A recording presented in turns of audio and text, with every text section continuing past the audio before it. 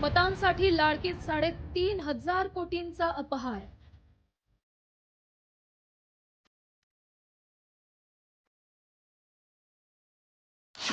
ठाकरे सेना कायदेशीर नोटीस पाठवणार. मंत्रिमंडळावर गुन्हा दाखल करण्याची मागणी.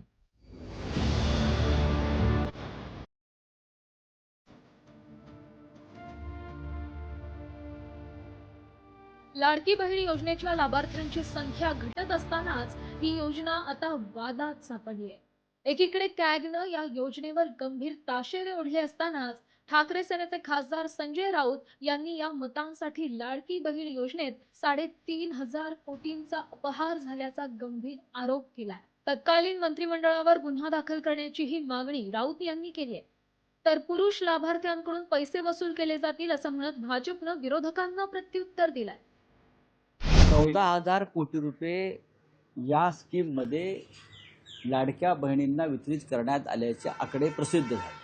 3,515 कोटी रुपये सरकारी तिजोरीतून बेकायदेशीरपणे मतं विकत घेण्यासाठी वापरले, हा तर या शतकातला सगळ्यात मोठा अपहार आहे. या 92 लाख लोकांना ज्यांच्या सहीनं पैसे मिळाले, ज्यांच्या आदेशानं मिळालं, ते तेव्हाचं एकनाथ शिंदे कॅबिनेट, या संपूर्ण कॅबिनेटवर सरकारी पैशाचा अपहाराचा गुन्हा दाखल व्हायला पाहिजे.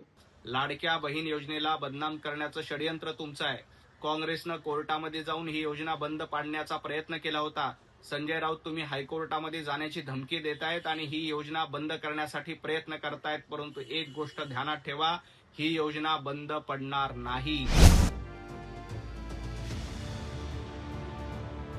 जुलैमध्ये विधानसभा निवडणुकीच्या पार्श्वभूमीवर अर्जांची छाननी न करता योजनेचा लाभ सुरू करण्यात आला होता. आता प्रशासनाकडून काटेकोर छाननी करून अपात्र अर्जदारांची नावं वगळली जात आहेत.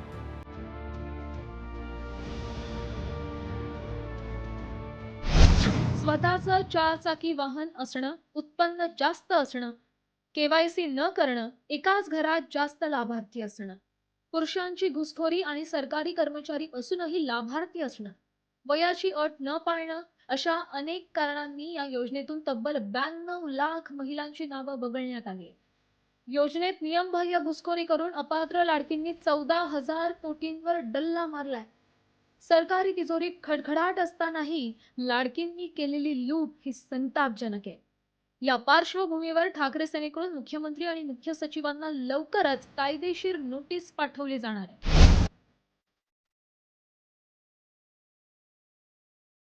दुसरीकडे नियंत्रक आणि महालेखा परीक्षकांच्या म्हणजेच कॅगच्या ताज्या अहवालानुसार मुख्यमंत्री माझी लाडकी बहीण योजनेच्या अंमलबजावणीत मोठा आर्थिक गोंधळ उघडकीस आलाय.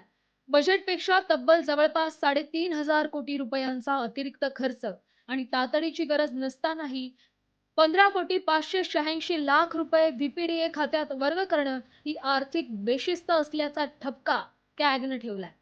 आता विरोधकांनीही या योजनेवरून राज्य सरकारला घेरलंय. त्यामुळे योजना भविष्यात सुरू राहणार का?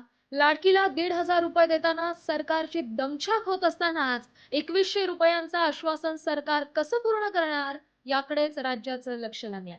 ब्युरो रिपोर्ट, साम टीव्ही.